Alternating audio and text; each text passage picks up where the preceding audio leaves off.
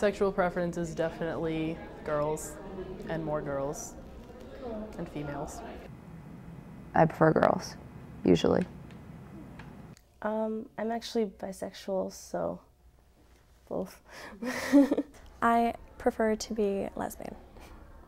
I identify as queer. I am a lesbian. I'm a transgender woman. I'm pansexual,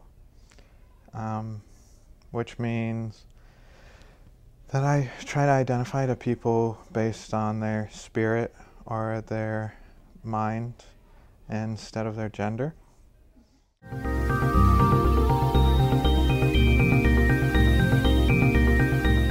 I was in kindergarten, and I had this friend, and then I'd moved, and I had this new friend, and the one, he was a guy, and he asked me to marry him, and I was like, no.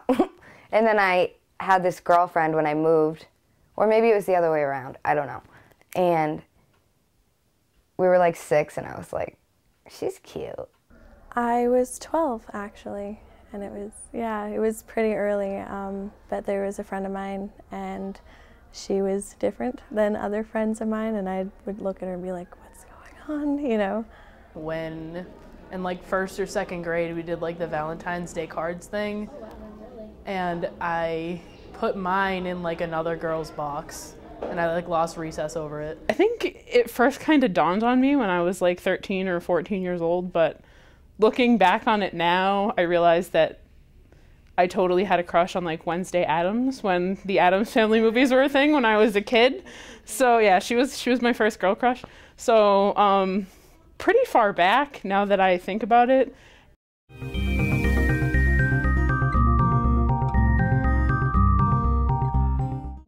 Yeah, there's been like a lot of comments, I guess, towards it from specific people in school. I grew up in a really small town, and small towns are not as accepting as a city like Worcester. So when I go back to that small town every other weekend now, there's comments, there's people that I used to know that won't interact with me anymore because of it. Adults have commented.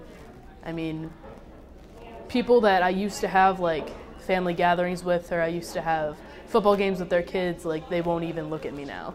So that's pretty much what happens. I mean, there's been some instances. I have found a lot of situations in adulthood within the LGBT community where I've been bullied more than I ever actually was as a kid. And I think it's because I don't identify as gay or straight.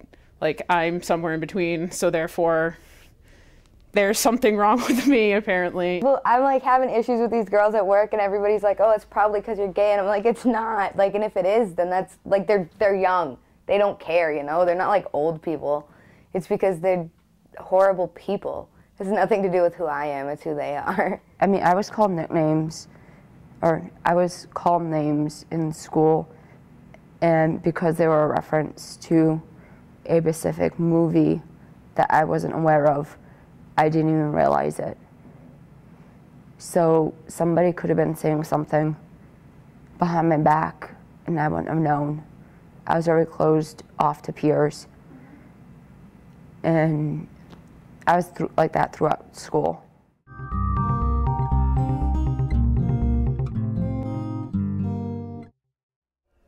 I was raised in the Mormon church, actually. I was a Mormon my entire life, and I was an amazing Mormon. I went to church every day, and when I say every day, I mean Monday to the next month, like Monday, Tuesday, Wednesday, Thursday, Friday, Saturday, and Sunday.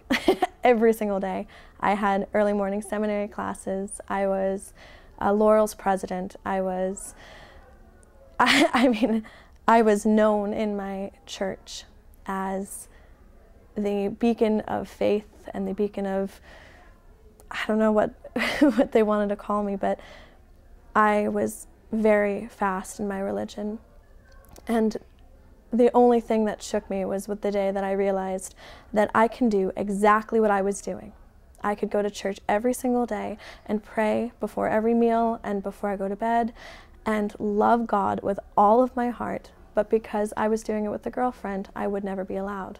I was told by my bishop very flat out that I could go to church, I was completely allowed, but I, first off, could not take the sacrament, which was a big deal in my church. That was something that you do every Sunday, and the sacrament was almost a privilege, and being able to not take it meant that I was doing a sin that was so unheard of and so unspeakable that they couldn't have me be a part of their religion almost.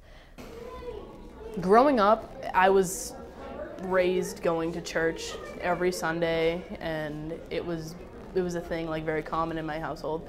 But when I moved to Worcester and I kind of stopped going every Sunday, I lost a lot of religious faith because all you could really hear about was how we were all going to hell. We were all not going to be seen right in the Lord's eyes, and growing up with that kind of faith background, it kind of fizzled. So as my religious standpoint right now, I really don't, I'm very unsure.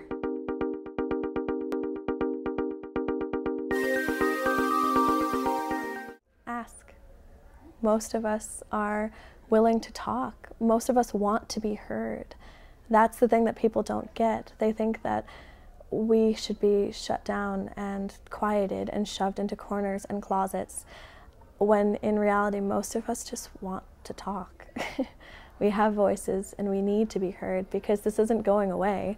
It's always been a part of society. It's always been a part of history. It's just the quiet part. So ask us and we'll talk to you.